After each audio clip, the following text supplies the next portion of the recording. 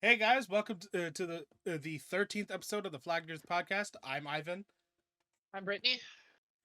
and uh, I actually have some pretty crazy news. Okay. I got a PS5. Fucking. Okay. Sure.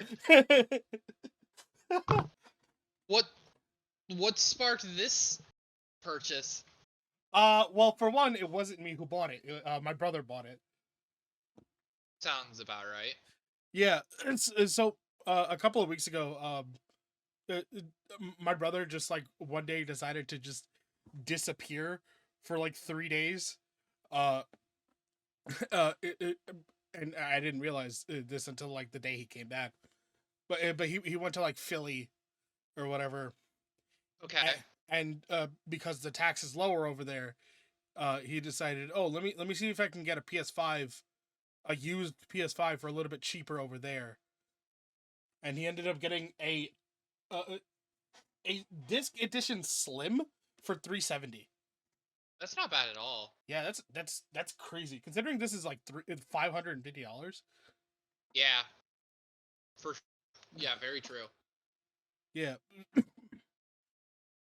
it's like yeah. The main reason why he wanted to get it is because GTA 5 is not going to be on PC, or 6 No. is not going to be on PC, even though that comes out in a year. Yeah, a bit of a early purchase if you ask me. Yeah, I mean, like we do have a couple of games on it now. We have the the last three Assassin's Creed. We're still missing Origins. We have one of the Mega Man collections and the X collection. Uh, I bought Persona 5 Tactics. Yeah, Yeah, which there you go. is this is a lot of fun. It's a short ass game. But that's how those tactic games, like for a lot of games, tend to be. Is they're either really short or they drag on. Yeah. It, Um, yeah, but speaking of Persona, like another game you could get is Persona 3 Reload. yeah, that's a $70 game, dude. With a $30 DLC. Yeah, yeah. I can't give opinion on it because I don't play Persona. So You should though. I now that Persona 3 Reload, Persona 4 Golden, and then Persona 5 are all on PlayStation, I have plans of getting all of them eventually. Yeah. I think I remembered it all correctly there. Yeah, it's Reload, Golden, and then Royale. Right. Because I've heard good things about most of the Persona games. Yeah, there's so many Persona games. So it was Persona. Have you ever seen that people are like constantly complaining that Persona 3 Reload DLC isn't going to involve the female protagonist that was in the one PSP game? Yeah, I know. It's kind of weird. Here's the thing. I could care less as long as like I think of it as like just don't forget you did this. Like But see, here's the thing with Persona 3 is that there's no definitive way to play everything on one system. no, there's not. Because like you have you have the original Persona 3, which which is just original Persona 3, and that's how I've been playing it. Or that's how I played it. Then you have Persona 3 Fez, which was on the PS2 and costs Yep. a lot of fucking money to get, and is probably the best version of the game, so that I know of. Right. Uh, and that's what that has like the new game plus and whatnot. And then you Right. have Portable, which is the up until Reload came out was the most recent version of the game, and that's the version of the game that's on the Switch.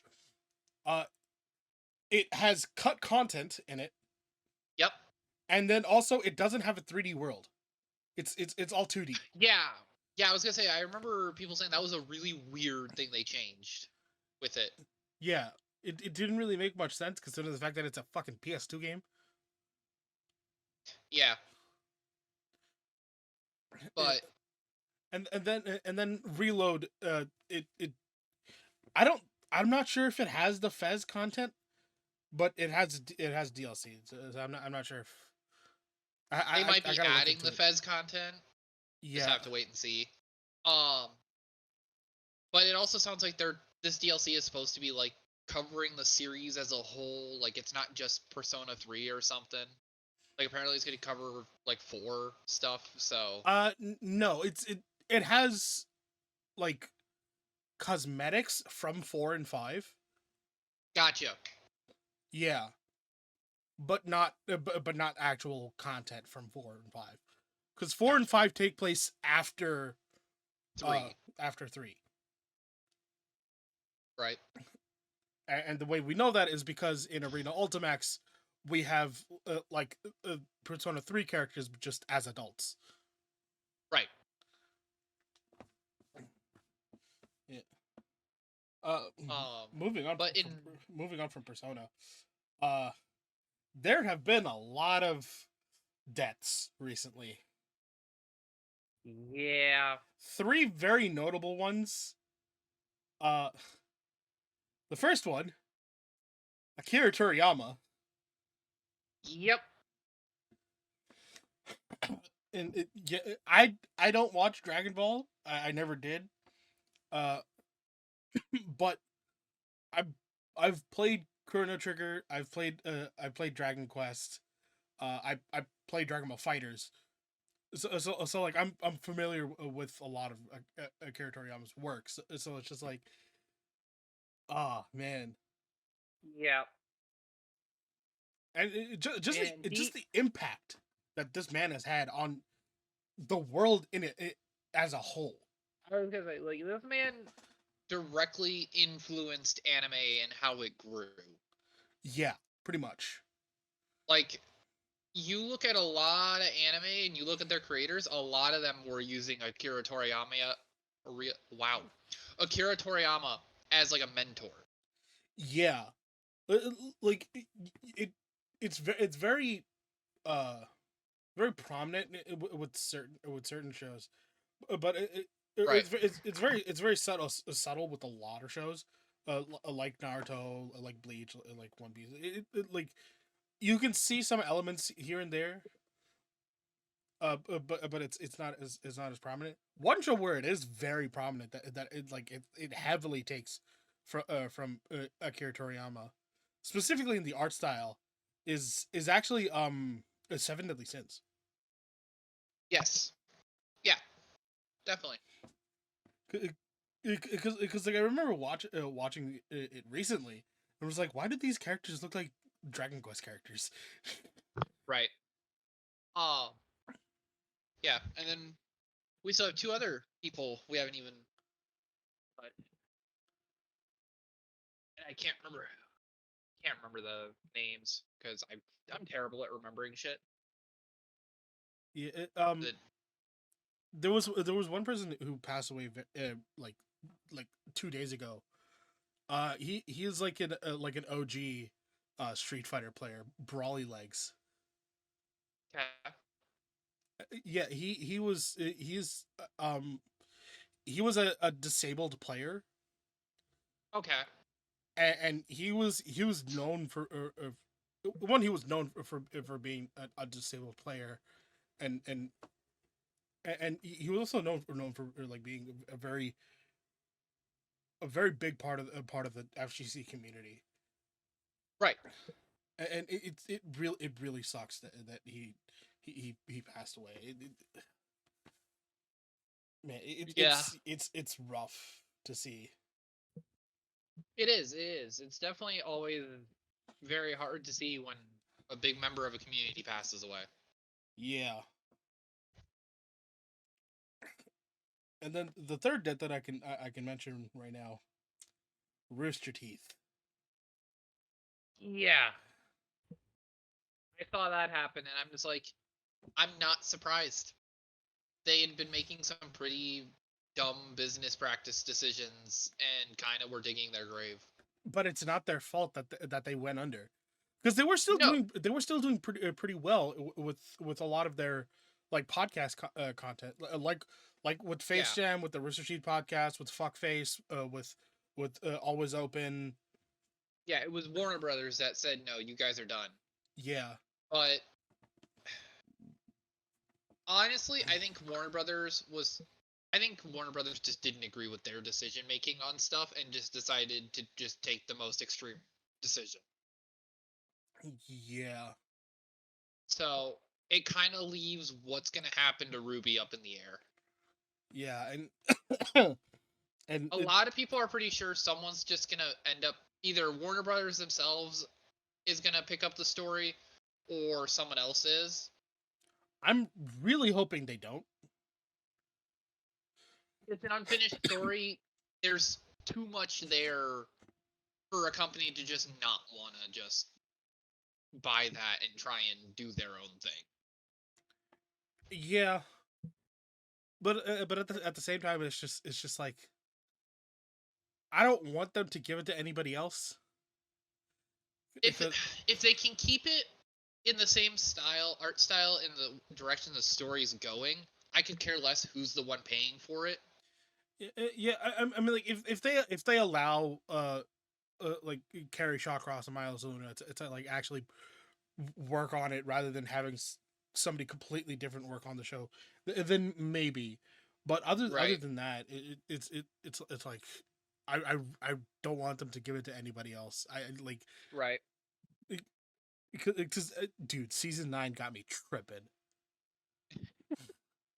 Like like I finished season 9 like shortly after we recorded the last episode. Yeah, I haven't had time to sit down and watch season 9. So I'm still only caught up on season 8. Okay. Yeah. So, but it's gonna be weird just not having a finish to the story. Yeah, because season 9 sort of leaves off on a cliffhanger. They always do. Every season has. Well, yeah. Like that's kind of been a thing with Ruby, is leaving it on a cliffhanger, so people are always wondering when things are gonna happen next. Like, man, it's this is gonna be rough. Yeah. Because I wouldn't be surprised if we have something from like Miles or something giving an update, like personally, on what is going to happen with Ruby. Yeah. I mean, like, we did get something from Carrie Shawcross saying that, but that was before they actually like cut off, or they got cut off. The good thing is that their podcasts are still like actively putting out episodes, and a lot of their like YouTube stuff, they're still doing things like Let's Play. Although it's not owned by Achievement, although it's not under the Achievement Hunter banner, it's now Fuckface that does Let's Play. They're still doing stuff. The Fuckface podcast is still going on. Like I was just listening to the most recent episode, which came out like yesterday. Face Jam still puts out episodes and other supplemental content. Dog Bark, which is what Achievement Hunter is now. Right. They still put out content. So I'm still like actively like paying attention to a lot of the other stuff that's going on within the company. So like it's good that they're still doing things. Right. Absolutely. Because it means that there is hope for Ruby. Yeah. So, moving on to some other news that's been coming out. The Founders Pack has been announced for Smite 2. Yeah, I had Smite 2 on my list of topics. Yeah. Here's the thing. I'm not shocked at the Founders Pack. Not at all. Yeah. But I like the way they worded it of with the God pack for that it's only Smite 2 gods. So anything that would release in Smite 1, it sounds like we're still getting with our original God pack. Okay. So it sounds like they just want us to pay for the stuff that's only exclusively going to be Smite 2, which I'm okay with. Because that's at that point it's a new game. It's also very reasonably priced. Very. That was another thing, is a lot of people were bitching about the God Pack, and I'm like, do you not see the price tag of getting access to the 11 weekends they're doing for the pre-alpha? You're also getting access to a lot of really early shit, and you're getting a free skin. Yeah, free tier 5. Well, the tier 5 is at the $100. Right, yeah. That's still reasonable. That's still really good price. Well, and you look at everything else you're getting. You're getting access to the alpha, which is 11 weekends up until June, I believe they said. Mm-hmm. So when this episode comes out, I think there'll be about 9 or 10 weekends left for the pre-alpha. Yeah.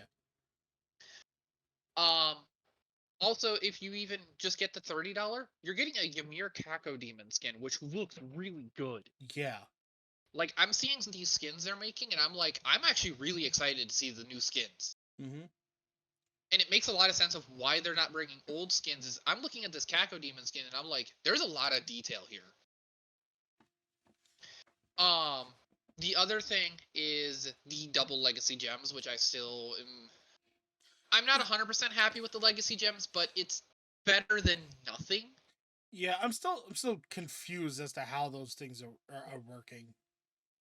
So legacy gems are going to cover up to 50% on select items of what a gem purchase would cover. And I'm like, and you're going to get 1-to-1 gems equal to what you spent in Smite 1.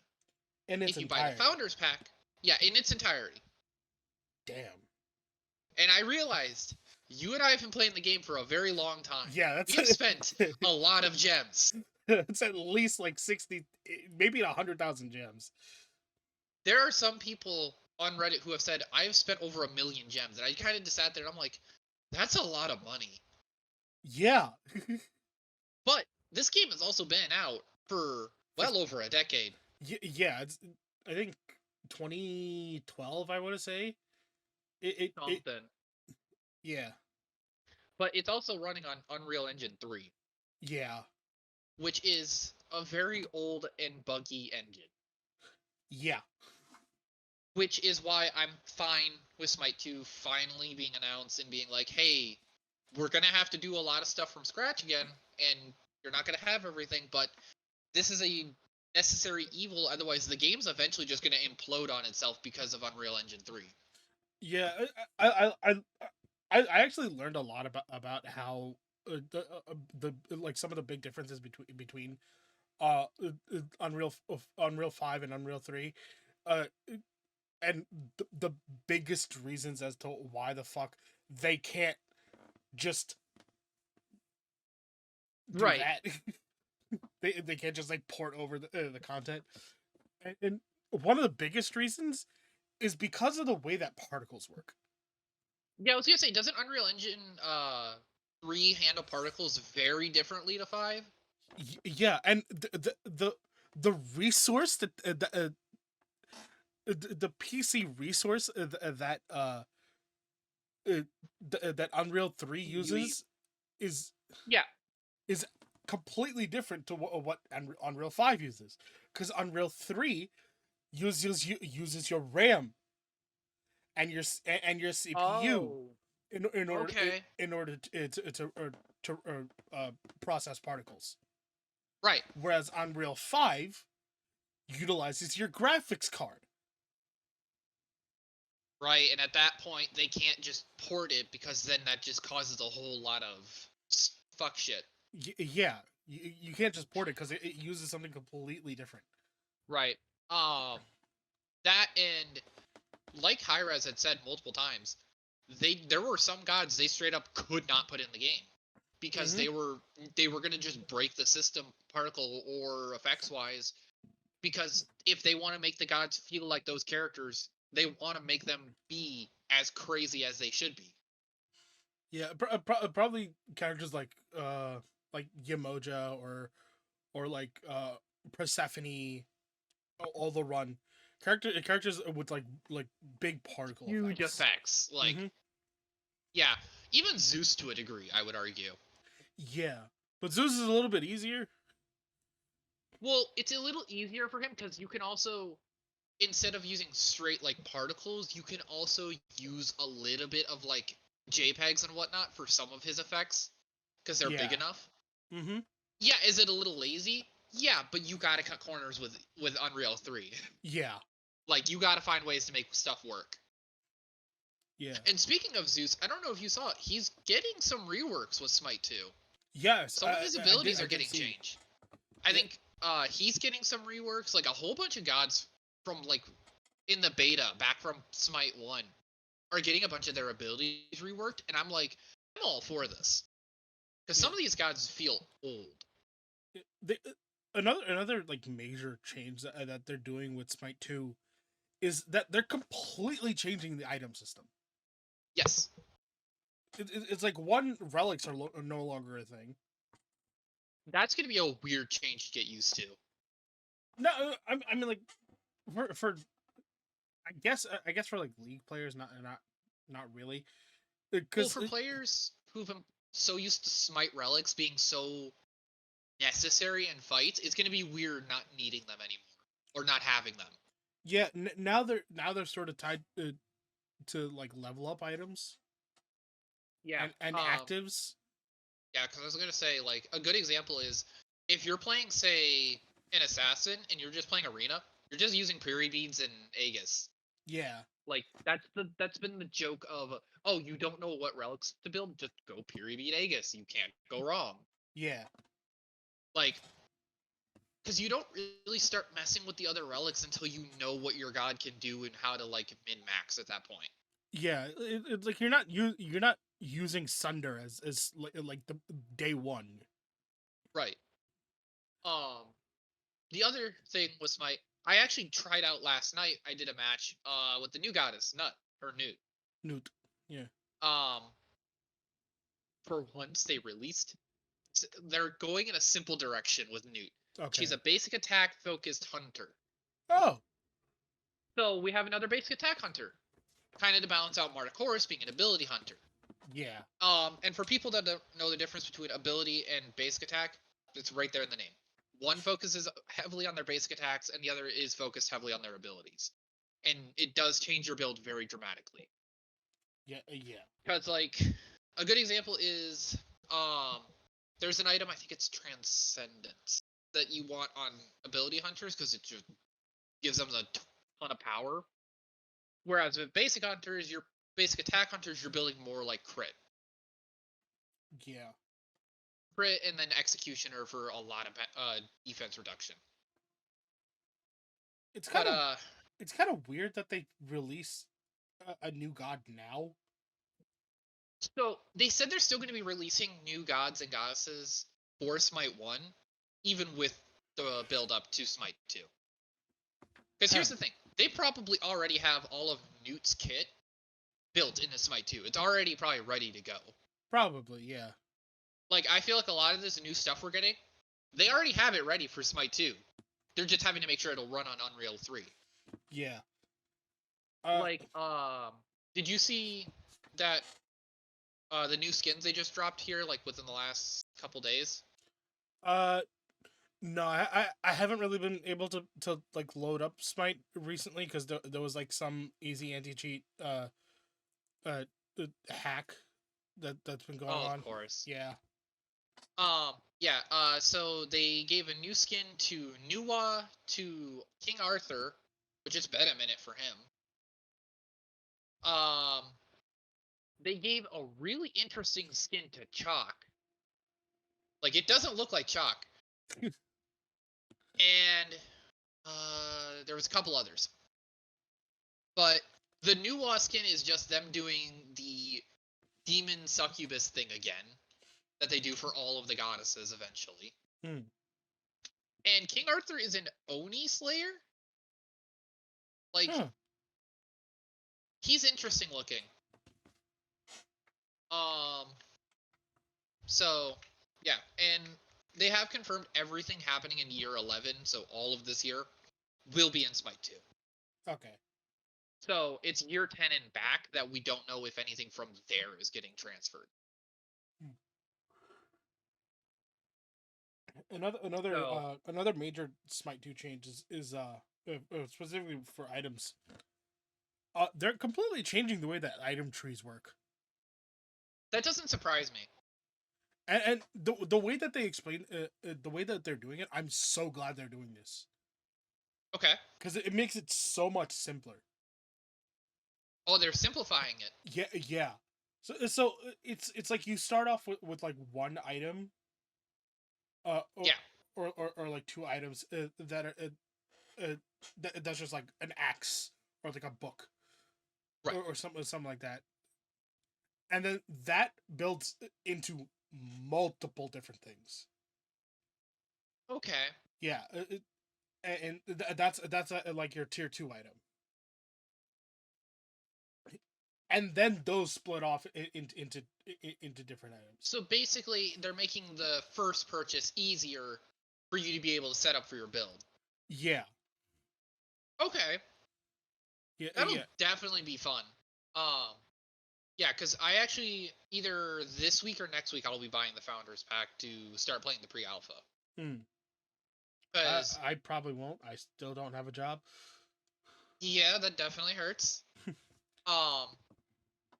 So, but yeah, I really do want to try the pre-alpha. I want to be able to say that I played the Smite 2 pre-alpha because I didn't get to play the Smite 1 pre-alpha because that was back a long time ago. Yeah, Didn't have money back then. I mean, like the Smite 1 alpha was so long ago. Like I wasn't even playing Oh, the I pre think you alpha. and I started playing year 3 or 4. I started Like, playing. Halfway through year 2. You started playing like year 3, maybe halfway through yeah, year 3, because I'm the one that got you but into we the game. yeah, but we've still been around for a decent majority of the game. Yeah, Like 6, 7 years we've been here. it's been so fucking long. Goddamn. I will say this: through all of the bumps and problems Smite has had, it's still the best MOBA to play. Well, In certain regards. I, as of now, yes. Back then, still no, because HOTS was a thing. Yeah. Okay, Heroes of the Storm, literally Blizzard. Like, if you rebooted Heroes of the Storm, put it on all main consoles, you would straight up have probably one of the best MOBAs. Hands down. Like, Heroes of the Storm was such a fun MOBA, and it had no reason to be so fun. I know. Coming from Blizzard. Legit. Like, it was a MOBA coming from Blizzard. Everyone's like, oh, it's not going to do that well. And then everyone's like, holy shit, it's fun. Like, in the build, you don't have to worry about items. You just worry about your abilities. It's all super simple. Yeah, and then they And, like, killed the competitive scene. yep. And then at this point, I think the player numbers are barely over 100. No, you can't play the game anymore. Oh, they just straight up killed the servers. Yeah. Oh, of course. Yeah. Like, if Blizzard wanted something to help make money again, reboot Heroes of the Storm. Promise you, even if you shelled it out for $30 on modern consoles, it would sell. Mm-hmm. Because it'd be something to rival Smite, it'd be something to rival League. Because at this point, when it comes to MOBAs, Smite, League, and Pokemon Unite are the big three anymore. And Dota. Yeah. But like Pokemon Unite is more Niche. Yeah, I was gonna say it's more niche. And I had heard rumors of it like a year or so ago, but apparently League was looking into getting on consoles, and then just I never heard about anything going further with that. It wasn't a rumor. Like there was like an alternate version of League that is on mobile. Okay. And that's what they were gonna put onto consoles, but for I don't know, they still haven't. Let's be fair, it is also the League team. They tend to be pretty slow on shit. Yeah. When it comes to stuff that actually would help the game, they're pretty slow. When it's stuff that like I've noticed when it's really silly stuff that they don't need to change, they'll change it anyway. Yeah. Like, same with the Valorant. Like, I've noticed that, like, Valorant has the same problem of they'll just change really random shit for no reason other than just to change it. Yeah, I don't play Valorant, so I have no fucking clue. I watch a lot of Valorant content. It looks like it could be a genuinely fun team fighter game for FPS, but it's like it's only on PC. Like, Is it really only on PC? it is only on PC. Damn. It's a game that would work really, really well on consoles, and I would play it if it was on consoles. I think, Even with a toxic community, like I could put up with that if it's a fun game. I think the only reason why it's like only on PC is because of the fact that like uh CS is only on PC. Yeah.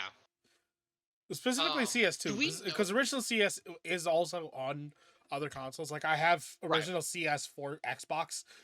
Right, because of the Valve collection. Yeah, or whatever. Or no, the no, Red Box. Orange whatever. Box. But Orange Box.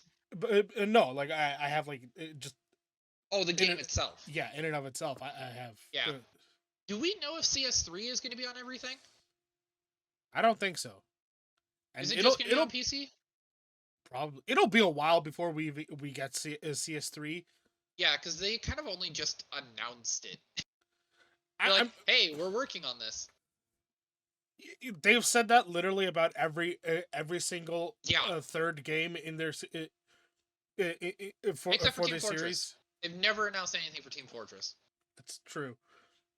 And I'm sorry, even if they said, "Oh fuck it, we're porting TF2 to Xbox and PlayStation," good enough for me. Like that's good enough for me because it means you guys actually gave a shit. Legit. Like you've played Team Fortress 2. Yeah. It's a fun, just silly shooter game. It's a lot of fun. Like, one of my favorite things to do is just play sniper, put on the huntsman, and just go, ha ha, bo go burr. Like, you just peek a corner, let it rip, you might get someone, you might not. Like, I don't know. And that's not even going into the hats and the cosmetics, because that's all that really supports the game anymore is those cosmetics. If it wasn't for the game would have died years ago. Oh, yeah. And, like, I've noticed everyone thought Overwatch was going to kill TF2, and then Overwatch killed itself. Like, yeah. That was the funny thing. Is everyone's like, oh, it's going to kill TF2, and then it just self-implodes, and they're just like, oh, never mind? And then Overwatch 2 happened, and then and then it dug its grave even deeper. Quick little tangent on Overwatch 2. They're actually starting to move in the right direction. It took them how many years, but they're starting to like put their toe in the right direction. Oh boy. So, all characters are now free. Which I'm like, why did it take you this long to go back to that really awesome thing you had from Overwatch 1 of just characters are free? Yeah, that didn't make any sense. The other thing is mythic skins, which I'm not mad at the price of what they do for skins. Like, I can't be mad, especially looking at you, Smite, with your egregious prices sometimes. Oh, God, Smite. Like, people yell at Blizzard, and I'm like, there's a very good counter to that of right here was Smite. If you look at some of those skins, especially those unlimited tier 5 skins. Fucking Ragnarok. Oh, God, they're like $100 skins. Yeah, Ragnarok Force X, when it came out, you had to spend, like, at least, like, $130. Yeah. By the way, there's a new Cornuno skin that dropped. Ooh. But back to Overwatch for a minute. Yeah, they're also allowing mythic skins to just be in the shop now, randomly, which everyone's like, cool. Like, that's awesome. That means stuff isn't as exclusive anymore to just a season and gone. And then they're also, I haven't seen any balance patches for like what they're doing to the characters, but like Reaper is getting a rework. I don't know if that's this next season or the one after. But like Reaper hasn't been changed since the start of Overwatch 1. And then the other thing is they're adding a new mode, they're adding more maps. But the main thing I liked is that they're making characters free again. It means they're starting to listen and they're trying to make the game better. Yeah. Now, they just need to re-implement 6v6 and they're back at the golden age. Like, I get it, 6v6 was a annoying mess of double shield with Arisa Reinhardt, but it's like, You just rework one of them, and there you go, problem solved. So yeah, but yeah, I honestly, we'll see if we actually get CS3 or not from Valve. Yeah, it's Like, not likely. it's not. Like, I'd be surprised if they ever said they were doing another Left 4 Dead game. Well, I mean, like Back for Blood is like a spiritual successor. Close. Yeah, it's a spiritual successor. Because it's the same team. It is the same team, which is nice to see that they were able to make a game on their own. Yeah, and it's a lot of fun, but there were a couple of problems with it that Yeah, kind of turned people off from playing it. yeah. The only reason I also think Team Fortress we probably won't see much out of, at least with the current team of characters, is unfortunately the guy that plays Soldier passed away, and I don't know if they've gotten a new voice actor for him or not. But he passed away back during COVID, I believe. Oh right, I forgot about that. Yeah. And then Valve put in statues of Soldier on all the maps commemorating him. And it's just like, if they make a new Team Fortress, it's probably going to be an entirely new cast of characters. Mm-hmm. But I hope they would stay with the whole, this is supposed to just be a silly, not taken seriously first-person shooter game. Of just have goofy ideas that make no sense other than just fuck it. Yeah. Like, because that's the thing that I think really helps Team Fortress 2 is it's just a, you know what? Fuck it. What happens if we do this? Like, and it works. Because you don't have first-person shooters that just play the game of fuck it. So, but yeah. Side little tangent on Team Fortress 2. Yeah. Another thing I wanted to get into before we move on to a different topic. So Rivals of Ether 2. Okay. So Genesis X, which happened back in February.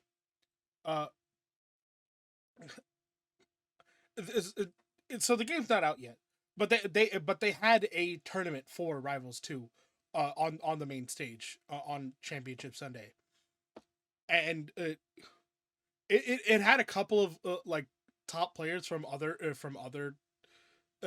Smash titles within the top 8 too.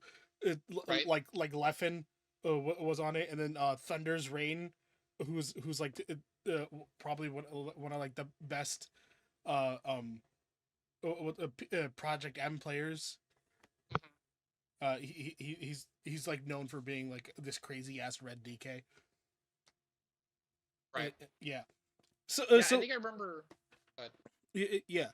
So there were like actual like pretty cool players in the top 8, and in the grand finals,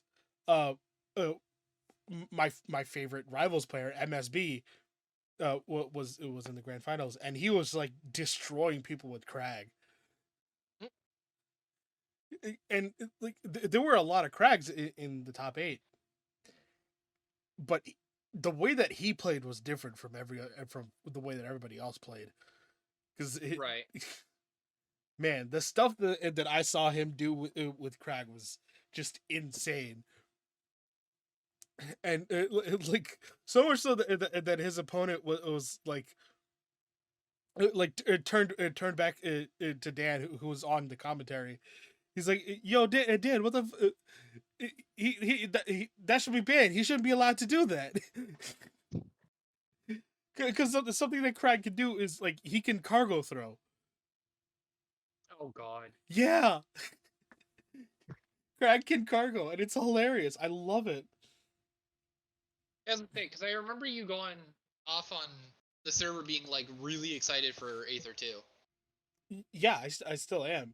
I backed the Kickstarter a couple of months back, so I can get this, so I can actually play in the beta. Whenever that happens. Yeah, Q2. It'll be it'll be out, but so in like a month or two. But yeah, so then recently, uh, at a tournament at Collision, which was a tournament in Jersey. One of the biggest like tournaments within the East Coast. Uh, they also had a Rivals 2 tournament at this event. I know they have like big tournaments already for this game. It's not even out yet, and they nerfed Crag already. That doesn't surprise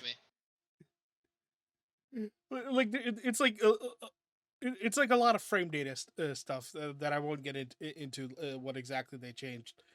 But I could already tell. I'm just like, God damn it, they nerfed him. Yep. It really sucks. Speaking of fighting games, I'll bring this up because it is technically fitting. Fighters finally rolled out their rollback netcode and then broke the servers. Oh boy. Yeah. So the game is unplayable right now. Is last I heard. It's like straight up unplayable. That's not the only reason why it's unplayable right now. Well, the other reason is that it's just there are bugs that are really game breaking. Like there's a lot of problems that rollback netcode being implemented just caused. No. So the EAC hack that happened also affects Dragon Ball Fighters. Right. Yes. But rollback netcode can't be just pushed aside being, oh, like, you're not the problem. It caused a lot of problems as well. Yeah. EAC getting hacked and then rollback netcode together kind of just made the game implode, and they're waiting. We're kind of on a waiting list of seeing when Fighters gets fixed. Yeah. At least sucks. At least we just got announced a new character for Strive, so Fighters players have that to play. Yeah, because Strive it's different than Fighters, but it's not monumentally different like Street Fighter or Mortal Kombat or Tekken. Yeah, I mean like Tekken is the most weird out of those. It is, but I've also heard a lot of people are loving Tekken 8. I love Tekken 8. It's so good. It's kind of weird that my main is low tier, but that's kind of my shtick. That's your shtick. Yeah. Like that's your thing. Is you play the low tier characters. Yeah. And then I play anime waifus. Yeah, you'd probably play Xiaoyu. Probably. Like fucking I was playing Grand Blue Fantasy Versus. Fucking the first character I play is the fucking waifu bitch. Is the waifu bitch with a bow. Oh. And it's just like, yep. And my friend even heard I was playing that, and they're like, "Oh, of course you're playing that." I'm like, "Fuck you." I'm like, granted I'm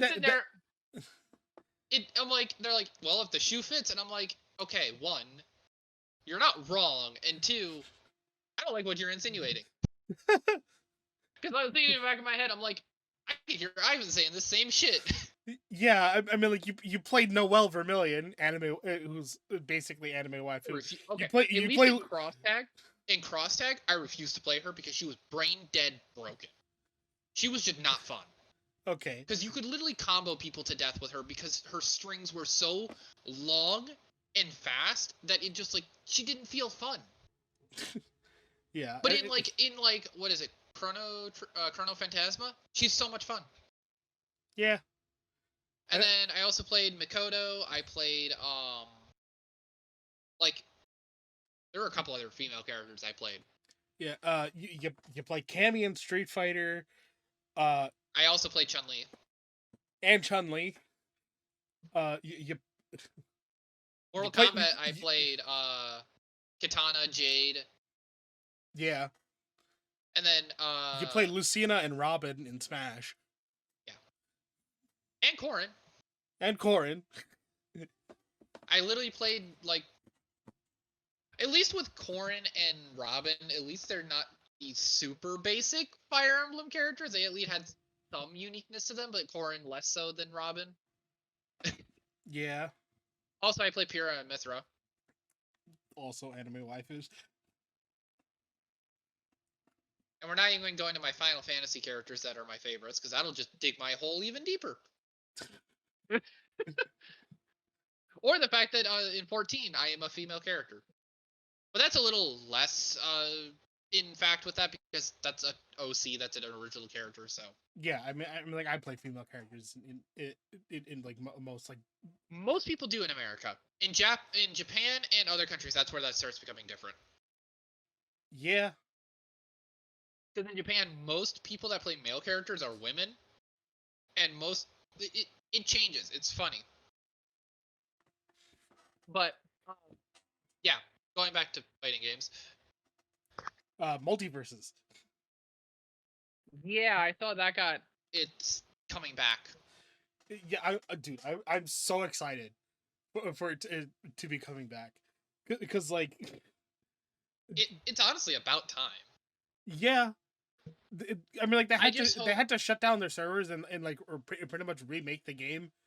Yeah, I just hope they listened to the community feedback when they had it in the beta. I just hope they listen to the community feedback on that. Yeah. One thing that I'm hoping that they do is like bringing is like allowing the people who had like the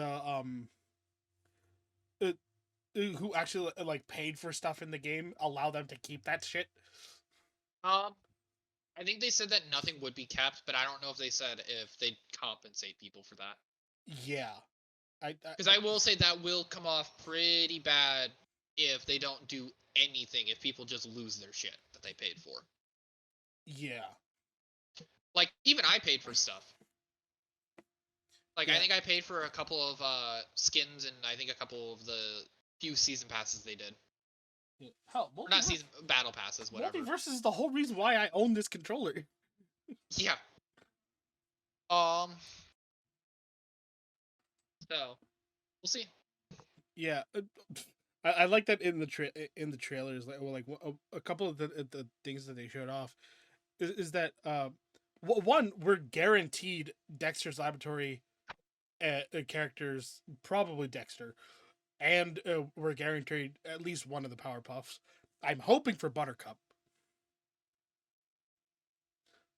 but we're probably not going to get Buttercup because Tara Strong is kind of out of work. Yeah. We won't go into why, because we're not a political podcast. I was gonna say there was news I could have brought up very lightly that was political related, but I'm not going to. Yeah, no. Because the last thing we need to do is involve politics on this channel, because oh boy, we already get into enough. Yeah. And then also they showed off some gameplay stuff, and I saw that what's her face, Harley has a new move. Oh, that doesn't surprise me. I'm expecting a couple characters to have a few new moves. Yeah, and like it's actually like a decently utilized move. So it's like, oh my god, this is amazing. Yeah, I can't remember. Is Multiverses just straight up Warner Brother characters, or I can't remember what they're going for with the roster? It is straight up Warner Brothers. Okay. It is Warner Brothers like properties, and they have a lot of properties. Oh, for sure. But I just couldn't remember how they were doing the characters. I couldn't remember if it was just straight up like Nick All Stars, where it's just going to be characters from Warner Brothers. Yeah, it is sort of going to be like that, because like with Nick All Stars, it's just Nickelodeon characters. Yeah, the only specifically animated characters. Right. Because I was gonna say, like, the only one that's ever done like a lot of like different licensed properties is Smash. That's not. I mean, like that's actually not the only one. That's not the only platform fighter. There's also Rivals of Aether, which has Ori and Shovel Knight. Yeah, that has Ori and Shovel Knight, and then also there's Framemakers, which is which takes fighters from indie games, and then there's what's it called? Didn't Brawlhalla do some stuff? Brawlhalla has like what's it called? Rayman characters. Yes.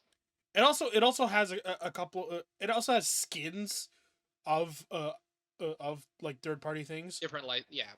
Like Finn and Jake and a couple of wrestlers, but those are just skins, not actual characters. The only ones that are like actual characters are Or the Rayman. Yeah, the Rayman characters.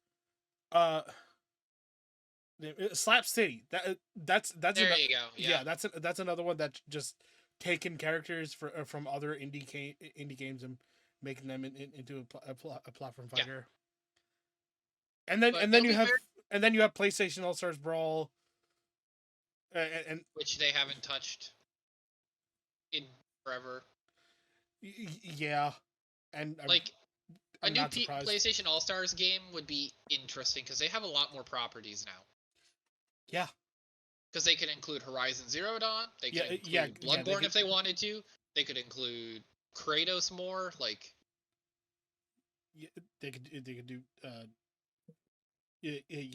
Kratos' son. They have I'm a lot forgetting they what could his do. name is. Yeah. so, There, something there's else I was also there's also this Cartoon Network platform fighter from way back in the day that was also in like a similar vein. yes, I can't remember what the hell it was called though. Yeah, and neither could I. But it was a collection. Yeah. I had a thought and I lost it.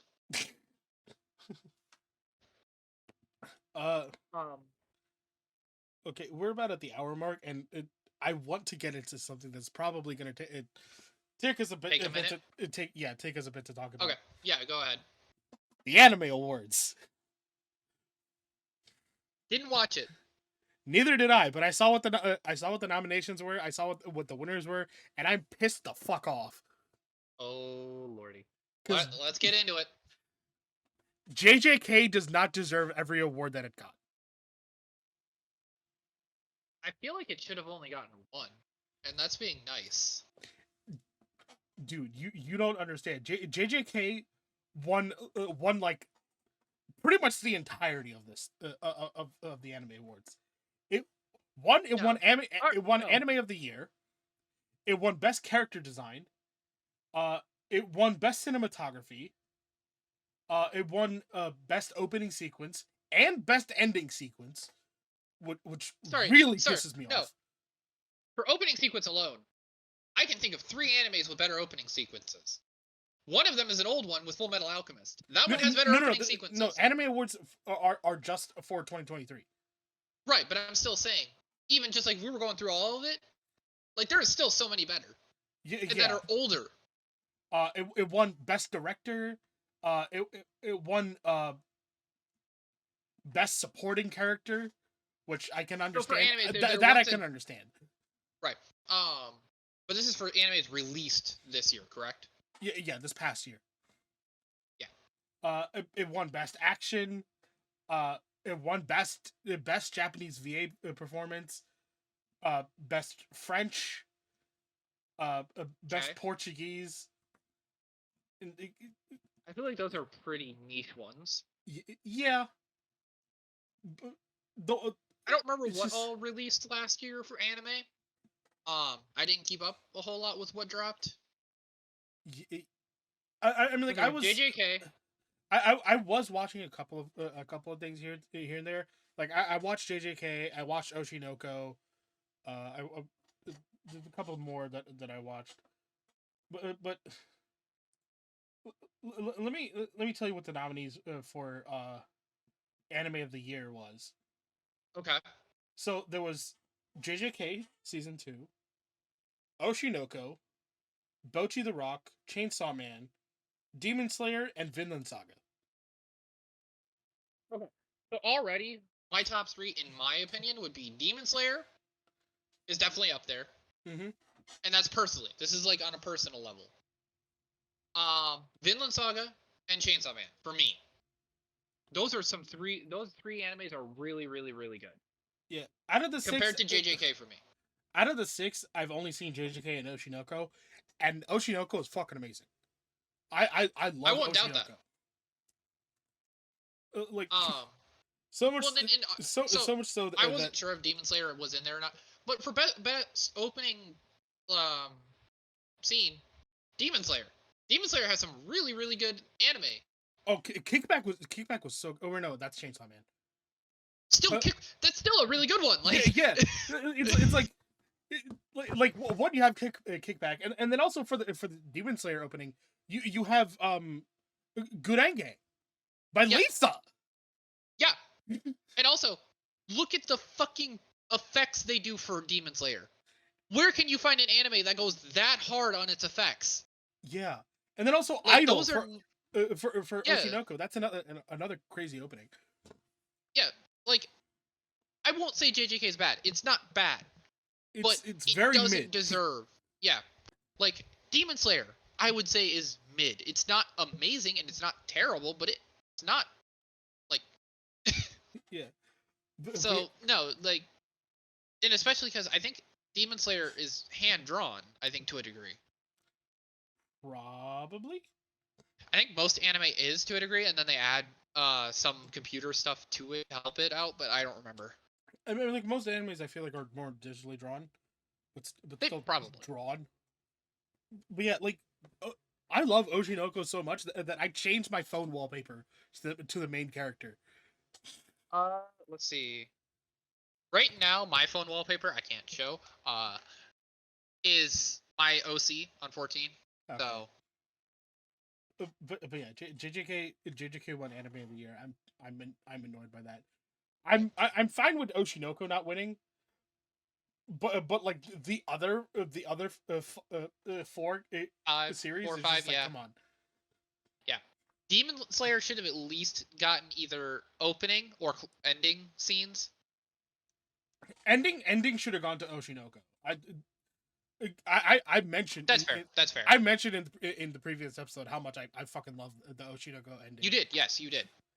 And then as for cinematography, I don't know. Cinematography, I can understand the cinematography a little right. bit, because there's some pretty good cinematography in JJK. Right. I'd rather go to Bocchi the Rock. Yeah. Because was Bocchi? Oh, Bocchi wasn't even. Okay, yeah, Bocchi wasn't even nominated. I'd rather go to Vinland Saga in all honesty. Vinland Saga. So I've seen a lot with Vinland Saga, and I've seen a lot of like really good cinematography with that. Yeah, I still need to watch pretty much a lot of these shows.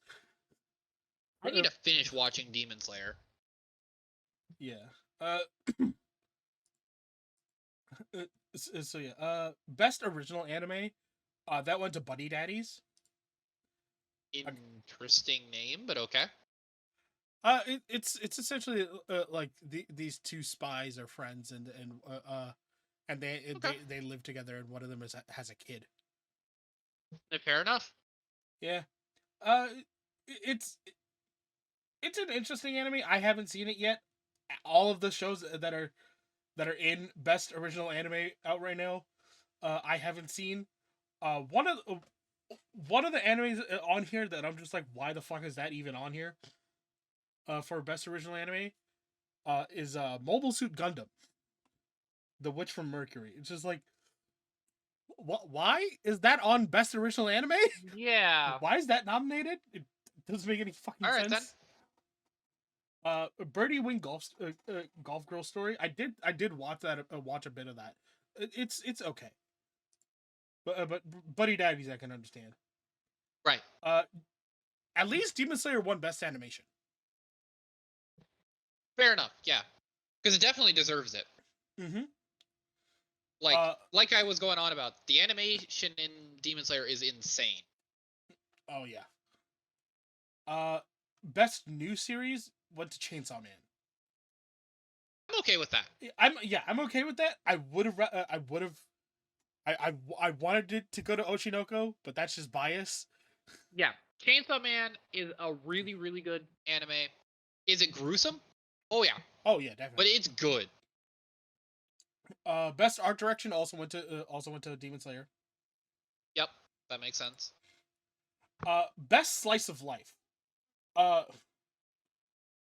I actually watched a couple of the shows that were nominated for this. The one that won, I'm kind of I can understand why it won. Bochi the Rock won it. Okay. Yeah. I kind of wish it went to Skip and Loafer or Insomniacs After School. Right. But I'm okay with Bochi the Rock winning best slice of life. Right. Best continuing series, aka the One Piece category. Like, Yeah. what the fuck else is gonna win that category? Nominee is like, oh, One Piece is on here. Yep, that just give it to One Piece. Yeah. Like anytime I hear One Piece is getting an award, I'm just like, yep, give it and move on. Yeah. I'm still pissed off at best opening, because like Kickback, Idols, Song of the Dead, they're so much better than Where's Our Blue. Yeah. It's like, first of all, we Yep. have Yoasobi doing an opening after so long, and it's an amazing opening. And then we have Kenshi Yonezu like making the opening specifically for the anime. Because like because Kenshi Yonezu, he was a fan of the manga, and he made the song specifically for the anime to capture the essence of the anime, and I fucking love that. So it should have gone to, if anything, it should have gone to Kickback. And then Song of the Dead for Zom 100. That was a really good song. It's by you know the Naruto opening Silhouette? Yes. It's made by those people. Gotcha. Kana Boon. There we go. Yeah, there you go. The other two I don't really care about. I don't really know about Heavenly Delusions and Hell's Paradise. I haven't seen those, so yeah. Right. Well, then you have Lisa doing all her stuff. Oh yeah. I mean, like, Lisa's one of those like, one of those artists that does so many songs for She's so many different animes that it's just like you don't realize that she's this everywhere. is Lisa. Yeah, she's in most of the SAO openings. She's in the Fate Zero opening. She did the Demon Slayer opening. I think she did one for Full Metal, I think. No. Oh yeah, because I think they had a bunch of different artists, but I know the main ones were Yui, Scandal, Cool Joke, and then Porno Graffiti. Yeah. Because Porno Graffiti did Melissa. It's a funny ass. One name. of the most. It's a fucking dumb name, but they did Melissa. Like, there's Porno Graffiti, and then we also have Oral Cigarettes. Yeah, but like they did Melissa, which is one of the most well-known anime songs ever. Yeah. Like, I have heard Melissa used so much, and I'm just like, that was one of the things I was happy that Full Metal Alchemist, not Brotherhood, gave us. Yeah. Best ending sequence. I'm still pissed off that Mephisto didn't win. I love Mephisto so much. Yeah. I don't even remember any of the other ones. Yeah. Because like I watched I watched Spy Family and I watched JJK season 2. I don't remember their endings. Mephisto I remember. Yeah. Best score? This one really pisses me off. Because it went to Attack on Titan.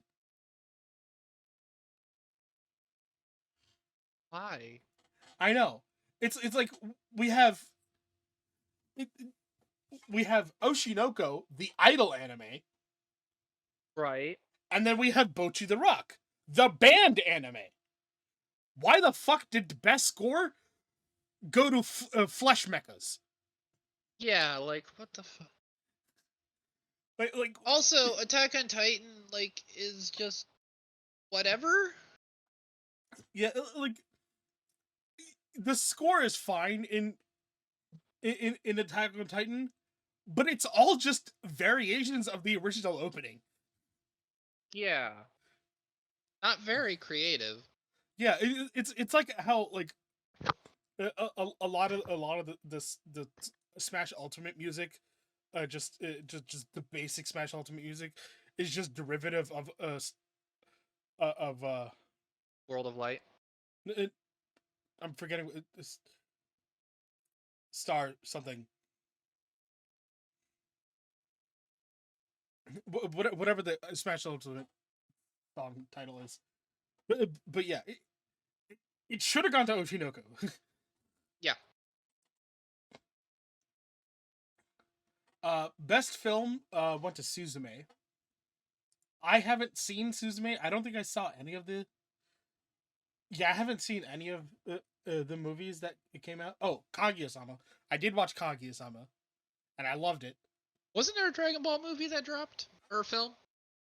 I don't know.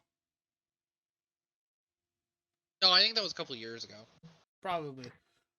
Uh, b- but yeah, you have Suzume, you have Kaguya-sama: Love Is War, The First Kiss That Never Ends.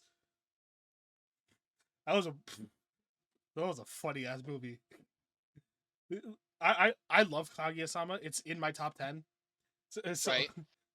so and the movie is just it just brings it all together. I love it. It's so good. We had the Black Clover movie, Blue Giant, the first Slam Dunk, which is a basketball movie, I guess, and then and then a Psychopaths movie. I'm okay with it going to Suzume. Yeah. Best anime song. Finally, fucking Oshinoko won something.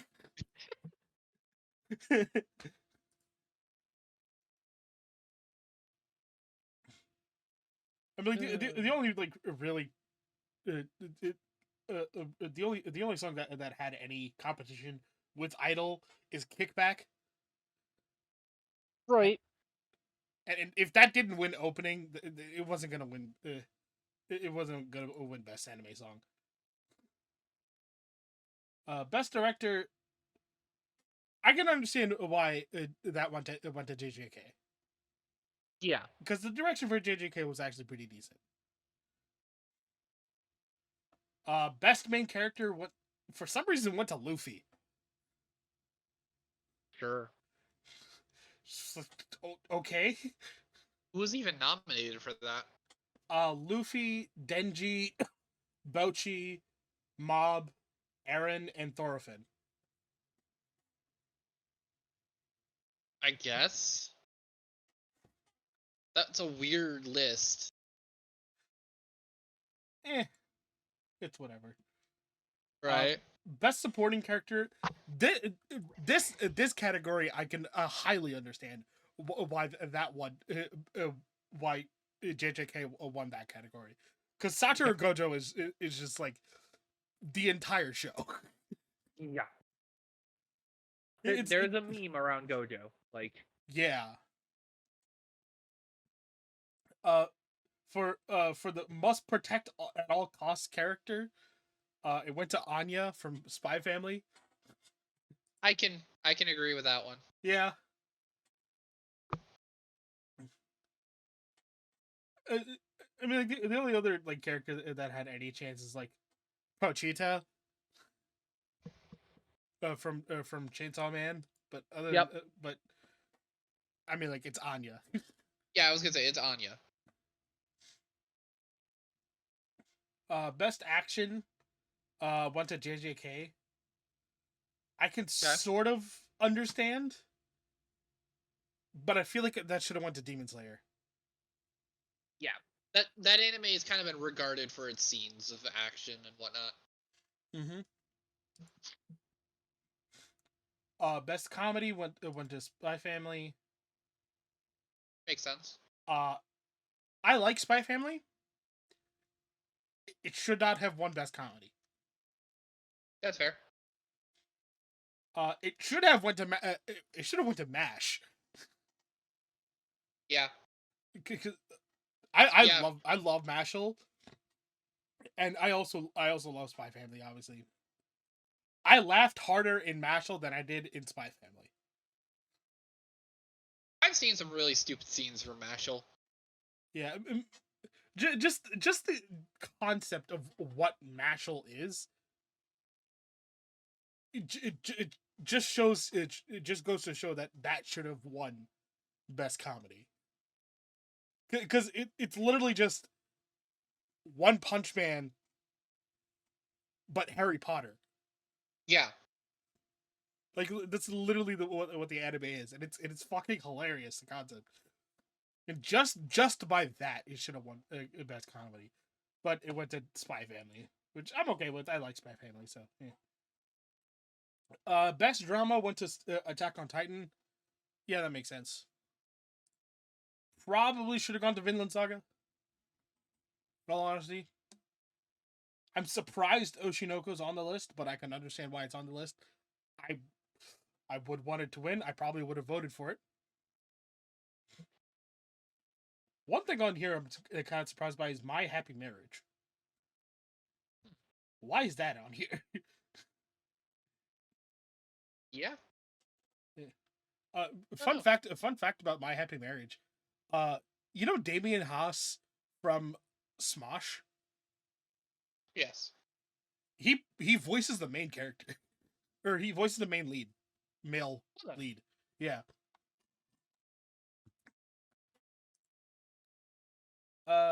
Best fantasy went to Demon Slayer. Makes sense. Yeah, I probably would have voted for Mushoku Tensei. But whatever. I can understand why Demon Slayer won it. Now this next category, best romance. This is my category. Yeah. Yeah, it is. I've seen. I only the only one that I didn't see out of this is Insomniacs After School. I still need to see that, but I've seen all the other ones. Why the fuck did Horimiya Season 2 win it? Horimiya Season 2 is boring as hell.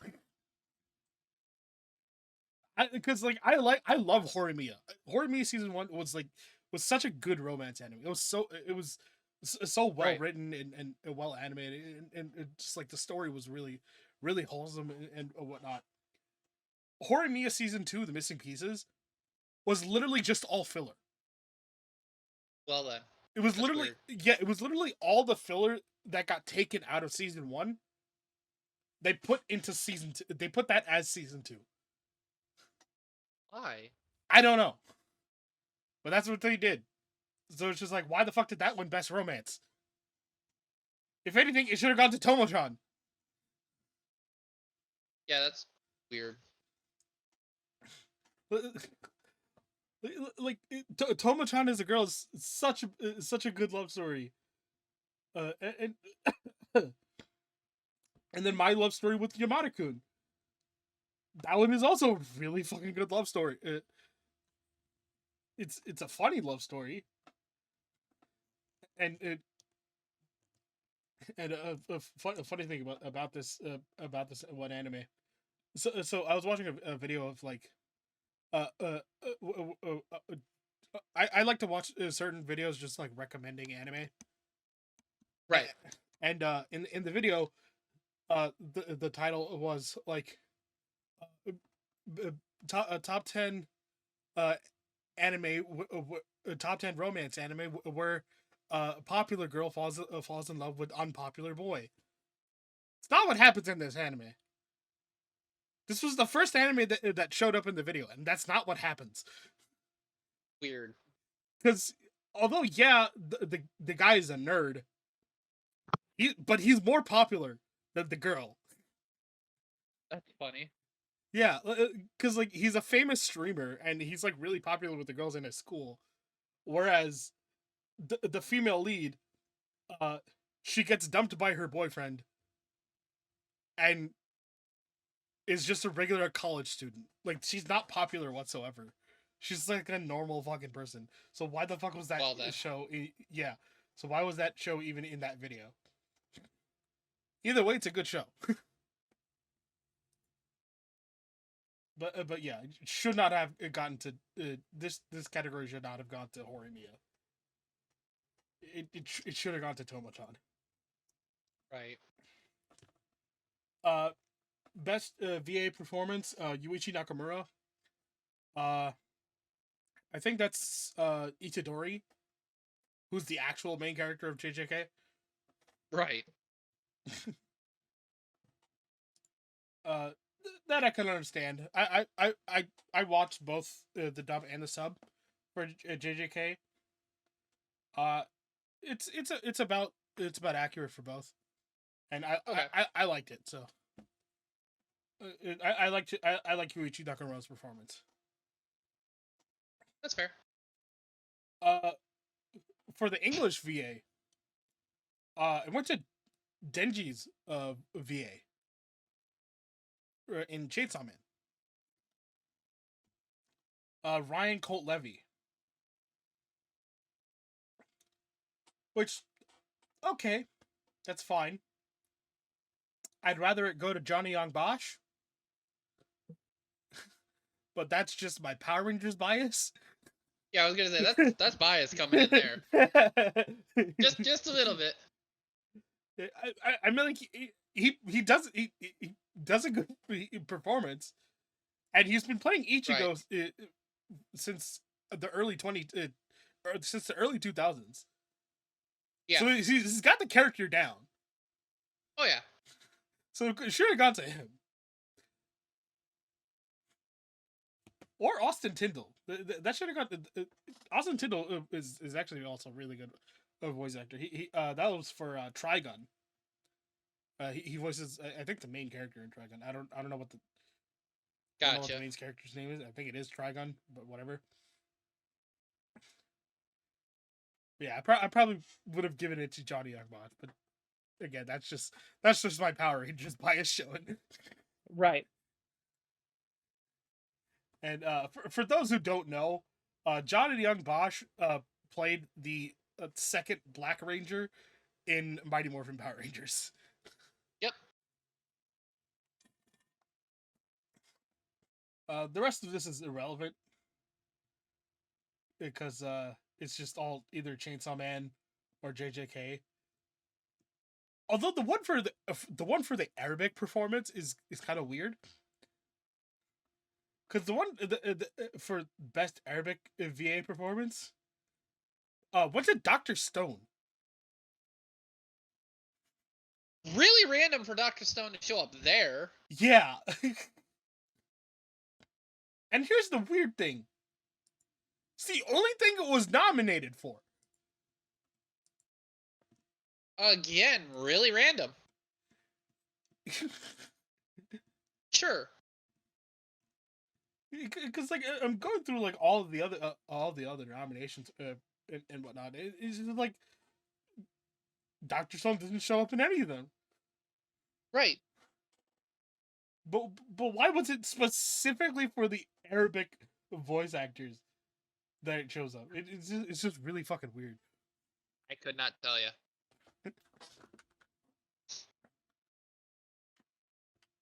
So that wraps up the anime awards. Yeah. Slight tangent that I want to go on, and this is still sort of based on anime. The Avatar live action. Oh, that, yeah. Yeah, so I watched like most of it.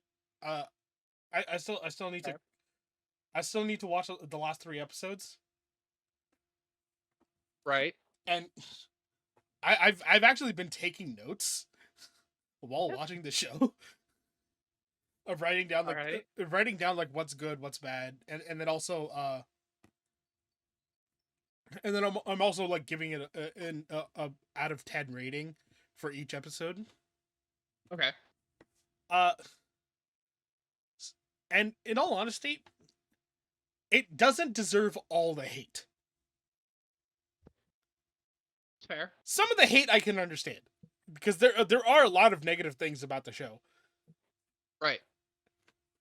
But there's a couple of things here and there that within the live action that are actually better than the animated. Right. Specifically, like, so in the opening sequence, for the live action, um,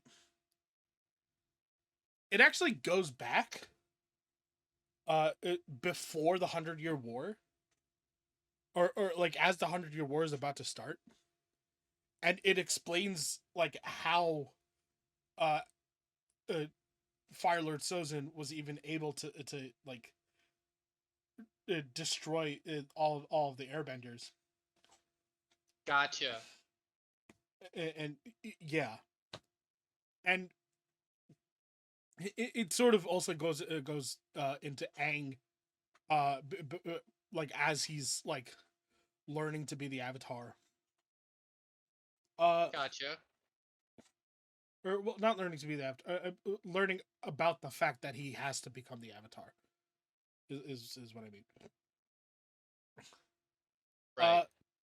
The bending and the bending animations, or, well, CGI, the set design, the and a lot of the casting, really fucking good. Well, that's good. I really like the casting, especially Uncle Iroh, because Uncle Iroh is just still Uncle Iroh, and I fucking love it. Well, there you go. Yeah, that's at least something positive. Um, for the rest of it, uh, so far the only like good episode out of the ones that I've seen so far is episode 2, where they Alright. go to Kyoshi Island. Well then. Yeah. The reason why is because there's actually like a lot of stuff that they add to the episode Gotcha. that actually make it really fucking good. Well then. So much so that that there was a scene that they added that legitimately made me cry. Well then. Yeah. And for those who've seen those who've seen the live action know that this scene is not in the original animation, and it's a very powerful scene between Zuko and Uncle Iroh. And oh man, just think about the scene is already getting me to tears. But yeah, overall, like, overall, episode 2 was like the best. Okay. The rest of the episodes were just kind of awkward here and there. Uh, and a lot of and it also felt like a lot of the dialogue was kind of rushed, especially in episode 1. I can see that. And I feel like it's due to the fact that they were combining multiple episodes into one episode. Yeah, that would definitely do it. Yeah, so like, what was like 6 episodes, or like 3 or 4 episodes in the original series was all like squished down into one episode. Ah. And then in episode 2 they also did that, but they did that a lot better in episode 2. Episode 3, they merged storylines. Okay. Yeah, so there's 3 storylines that they merged within episode 3 that were completely separate storylines with in the originals. Weird. Yeah. So there's Jet, there's the Mechanist, and then there's King Boomy, which are, and actually 4, because they also do the secret tunnel. They merged all those 4 storylines together. These storylines are not connected at all. So it's just like, why did they combine it? and then the whole storyline for Secret Tunnel was supposed to be a thing for Aang and Katara to like to show like, oh, they're growing in a relationship and Right. whatnot. But instead of it being like a relationship between two people, an emotional relationship between two people, it was a familial relationship. So it was familial love between Sokka and Katara, where I'm just like, the fuck, why? Right. Well then. It's called the Cave of Two Lovers. It it, Mm. it wouldn't make sense. It's just really weird, the decisions that they made with within this within this series that made me realize, okay, yeah, it makes sense why Brian Konietzko and Michael Dante DiMartino left the project in the beginning. Yeah. Well, and people were pretty sure that was already a really bad sign when that happened. Mm-hmm. So. Yeah, I'm actually working on a full on like review deep dive video the series, and it's gonna Oh, be like really? multi-part. Yeah, That'll be interesting. yeah. So a couple of the things that I say here are a couple of the things that I do say in the video. Gotcha. Videos. Videos. Yeah. So, but I go a lot more in depth Gotcha. into the series. Yeah. And like I like actually like talk about the notes that I took and whatnot, because like I kind of have to go through that.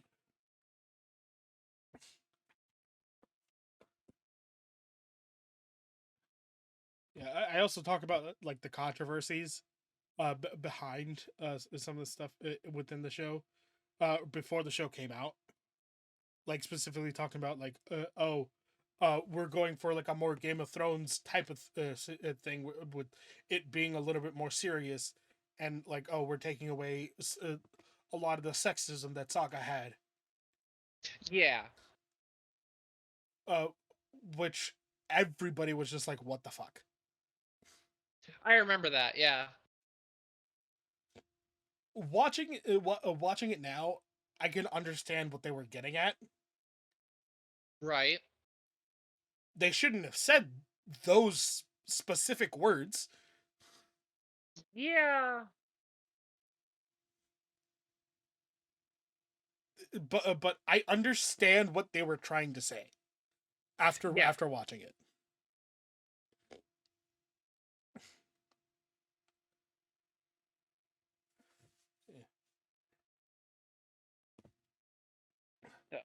Yeah. I haven't watched anything Avatar related, like, ever.